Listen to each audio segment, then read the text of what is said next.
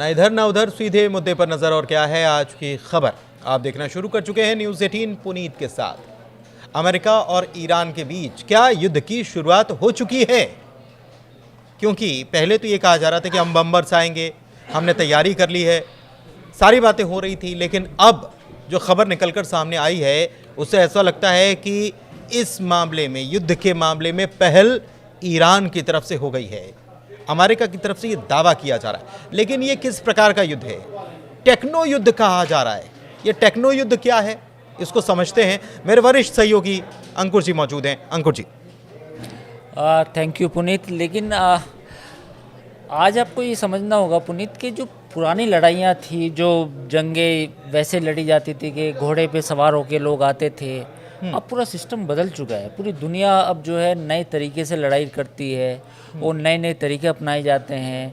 और हैरानी की बात ये है, आज हम अपने दर्शकों के सामने ये खुलासा करेंगे कि ईरान को ये माना जाता है कि ईरान के पास ज़्यादा सोफिस्टिकेटेड टेक्नोलॉजी नहीं है, लेकिन इसका उल्टा है। क्योंकि जब हम रिसर्च कर रहे थे आज हमें पता चला कि ईरान के पास वो सारी चीज़ें हैं जो अमेरिका कल्पना भी नहीं कर सकता। और उसी की वजह से उसको अमेरिका जो है चौंक भी रहा है, हैरान भी हो रहा है। बिल्कुल। और वो पहले जो कह रहा था कि हमने डिएगो गार्सिया में इतने विमान तैनात कर दिए हैं, स्टेल्थ बॉम्बर्स हैं, B-2 स्टेल्थ बॉम्बर्स हैं, आएंगे और धमाका मचा देंगे और धमाल मचा देंगे, तो उसकी क्या हवा निकली है? क्या हुआ है, क्या खबर आई है? खबर ये है कि C-17 एक विमान था। उस विमान का ईरान ने उसका GPS जो सिस्टम था वो हाईजैक कर लिया। एक तरह से कहें कि बिल्कुल उसने काम करना बंद कर दिया। और जैसे ही अमेरिकन कमांड सेंटर को ये खबर मिली कि उसके one of the C-17 plane को के GPS को जाम किया गया है, और वो भी ईरान की तरफ से, तो वो हैरान रह गए। उनको लगा कि ईरान भी ऐसा कर सकता है क्या? क्योंकि अगर ईरान के पास ये टेक्नोलॉजी मौजूद है तो जो स्टील्थ फाइटर हैं, जो B-2 बॉम्बर हैं अमेरिका के, या F-35 है जिनको लेके अमेरिका इतना मुतमईन है कि वे बहुत शानदार एयरक्राफ्ट हैं, दुनिया के फाइटर प्लेन हैं, तो उनका GPS सिस्टम भी हैक कर सकता है। तो ईरान ने बेसिकली जो फारस की खाड़ी है वहाँ, प्लस जो अपना परमाणु संयंत्र हैं जो वहाँ पे एटॉमिक रिएक्टर्स हैं, उनके आसपास GPS ट्रैकर मशीनें लगाई हैं, जो एक बेसिकली पूरा सिस्टम होता है जो विदेशी विमान के GPS को डिटेक्ट करता है, साथ ही उन विमानों के GPS को हैक कर लेता है या कंफ्यूज कर देगा, जैम कर देगा बेसिकली, मतलब काम नहीं करेगा। ये टेक्नोलॉजी आई कहाँ से? क्या ईरान ने खुद ने इसको डेवलप किया है, किसी मित्र देश ने इसको साथ में दिया है, या किसी के साथ मिलकर इन्होंने काम किया है? क्या टेक्नोलॉजी है ये, थोड़ा सा इसके बारे में समझना चाहिए। बेसिकली जो इनिशियल रिपोर्ट्स हैं उनके हिसाब से कि ये खुद उन्होंने डेवलप किए हैं। और अभी तक तो GPS की बात हो रही है कि GPS सिस्टम उन्होंने ऐसा डेवलप कर लिया। एक मैं आपको इंसिडेंट बताऊंगा कि जो ईरान ने क्लेम किया था और जो काफ़ी मतलब चर्चा में भी आया था। ये बात है दिसंबर 2011 की। दिसंबर 2011 में US का एक US RQ-170 ड्रोन, ये बेसिकली ड्रोन का नाम है, US RQ-170। ये ड्रोन ईरान की जो एयर स्पेस है उसमें आता है। उसमें आने के बाद जो ईरान का जो अपना सिस्टम है उसके हिसाब से वो उसको पहले गलत GPS सिग्नल फीड करना शुरू करता है, क्योंकि वो ईरान की टेरिटरी में है। तो ईरान का जो पूरा सिस्टम है वो उसको गलत GPS देता है, और वो GPS को वो डिटेक्ट कर लेता है अमेरिका का ड्रोन, और फिर ईरान उसको अपनी धरती पर उतार लेता है। हाँ। तो जब इस तरह की घटना हुई तो अमेरिका ने साफ इनकार कर दिया कि ऐसा हो ही नहीं सकता। हालांकि अमेरिका ने ये ज़रूर माना कि उसका वन ऑफ द जो ड्रोन था जो ईरानियन सीमा में चला गया था वो कहीं गायब हो गया, गिर गया, या उसको शॉट कर दिया गया, मार गिराया गया। लेकिन अमेरिका ने ये स्वीकार नहीं किया कि उसके ईरान ने अपने GPS सिस्टम के थ्रू उस ड्रोन को अपनी सीमा में उतार लिया। तो ये जो बात थी ये अमेरिका ने स्वीकार नहीं की। तो लेकिन ये 2011 की बात है और आज 2025 चल रहा है, तो आप सोच सकते हैं 14 साल में ईरान ने ऐसा कुछ और चीज़ें भी डेवलप की होगी। एक ऐसी मैं इंसिडेंट और आपको बताता हूँ। ये है जुलाई 2019 की। जुलाई 2019 में RQ-4 global hoc surveillance drone था, ये भी ईरान की सीमा में आया। इस ड्रोन को भी ईरान ने गलत जीपीएस फीड करके, जैसा ईरान दावा करता है, उसको भी अपनी सीमा में उसको पहले उतारा और फिर उसको डिस्ट्रॉय कर दिया। तो ये इंसिडेंट कुछ हो चुकी है। अब सवाल उठता है ये कि जो स्टील्थ फाइटर है, यानी कि जो अमेरिका कहता है कि हम रडार पे भी नहीं आएंगे, कहीं दिखाई नहीं देंगे, तो क्या वो एग्जिस्ट करते हैं कि ईरान कुछ कर पाएगा? अब ईरान का दावा क्या है इसमें? ईरान का दावा ये है कि उसके पास जो रडार की जो जैमिंग टेक्नोलॉजी है वो मौजूद है, जो ईरान कहता है, और बेसिकली एक काउंटर तकनीक है। और उन्होंने कहा है कि इस सिस्टम का नाम जो है ईरान ने जो दिया उसका नाम है नस्र और फतेह 360। बेसिकली ये ऐसे इक्विपमेंट है, ऐसे कंपोनेंट हैं कि जो स्टील्थ फाइटर का रडार सिस्टम होता है। एक रडार सिस्टम जो B2 पे होगा और जो F-35 पे होगा, उसको ये जैम कर देते हैं रिवर्स इंजीनियरिंग के थ्रू। हाँ, तो अब जैसे F-35 विमान ईरान की सीमा में आया तो उसे जैम कर देंगे उसके रडार सिस्टम को, तो वो डिटेक्ट नहीं कर पाएगा कि एग्जैक्ट लोकेशन कहाँ है, मतलब उसको कहाँ, बम कहाँ मारना है उसको। अगर ये बता के भेजा गया है कि आपको फलानी जगह बम मारना है, उसके हिसाब से जीपीएस में कहीं और दिख रहा है, तो वहाँ वो उसको चेंज करके, और सामान्य भाषा में मैं समझना चाह रहा हूँ दर्शक को, तो उसको चेंज करके कहीं और गिराया जा सकता है, कहीं और गिराया जा सकता है, या उसकी मतलब एक तरह दिशा भंग हो जाएगी, क्योंकि उसका अपना रडार सिस्टम काम करेगा जो फाइटर प्लेन का, वो तो ये भी हो सकता है कि वो ऐसे अमेरिकी अड्डों की तरफ ही उसको लोकेट कर दिया जाए। हो सकता है, और ये भी हो सकता है कि रेगिस्तान में बहुत बड़ा इलाका, ईरान ना बेसिकली बिल्कुल वैसा कंट्री है, डेंसली पॉपुलेटेड नहीं है, मतलब खुला कई शहर, एक शहर दूसरे शहर के बीच में काफ़ी दूरी है, सैकड़ों हजारों किलोमीटर की, तो वो ऐसी जगह भी गिर सकता है जहाँ पे कोई इंसान ना रहते हो, या उसके जो परमाणु संयंत्र हैं, जो रिएक्टर्स हैं, वो ना हो।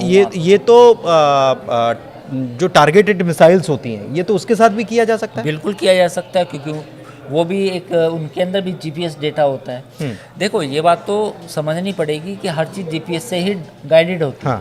उनको बताया जाता है कि ये लोकेशन है, उनकी मेमोरी में वो चीज़ें फिट की जाती हैं, और फिर वो मिसाइल हो या कोई प्लेन हो, ऐसे ही काम करता है। तो अब ईरान का कहना ये है, दावा ये है ईरान का, कि उनके पास फतेह और फतेह 360 और नस्र, ये दो ऐसे सिस्टम हैं जिसके ज़रिए वो दुश्मन के रडार सिस्टम को हैक कर सकते हैं, और साथ ही उनको जो जीपीएस डेटा चाहिए उस जीपीएस डेटा को भी हैक कर सकते हैं।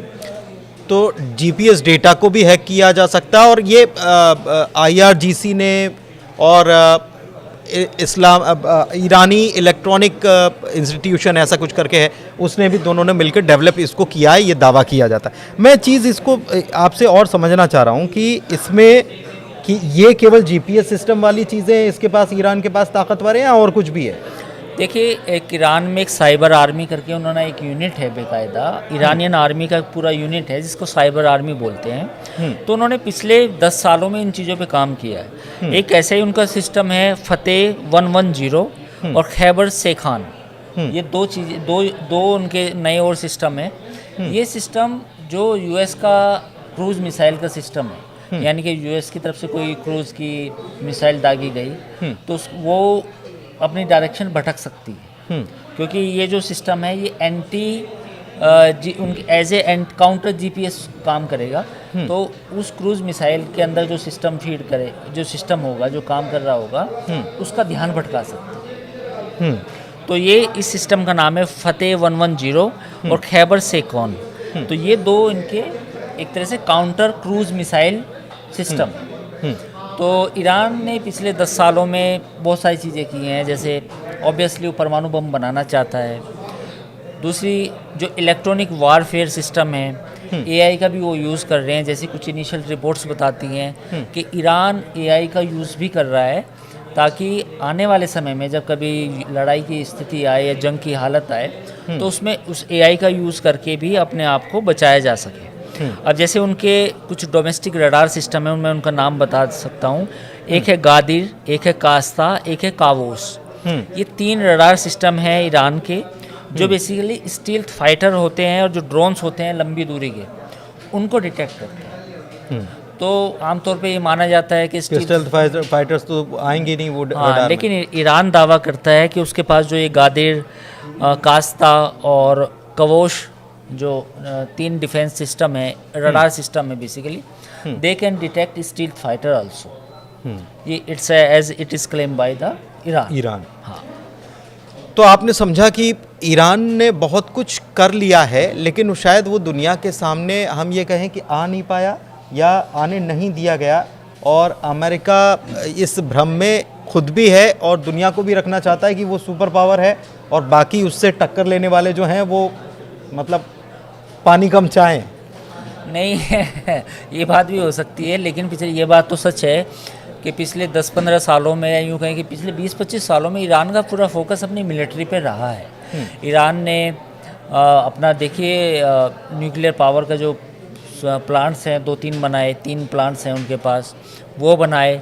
पिछले कुछ दिनों में उन्होंने जिस तरीके से, जैसा हमने अभी बात की, इलेक्ट्रॉनिक सर्विलेंस पे काम किया, रडार सिस्टम पे काम किया, और उसके पास S-400 की बात भी हो रही थी कि ईरान के पास S-400 भी है। हालांकि वो उतनी मात्रा में नहीं है जो उसने रशिया से परचेज किए हैं जितने होने चाहिए।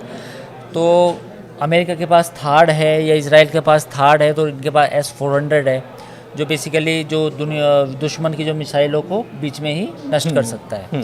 तो ऐसा नहीं है, ईरान ने पिछले 20-25 सालों में अपनी जो मिलिट्री है उस पर काफ़ी इन्वेस्टमेंट किया है, और या यूँ कहें कि जो तेल से जो इनकम हुई थी ईरान को, उसका काफ़ी अच्छा उसको उसमें हिस्सा मिलिट्री पे खर्च किया है। तो जब आप किसी भी चीज़ पे खर्च करते हैं, जाहिर है उसके रिजल्ट आएंगे।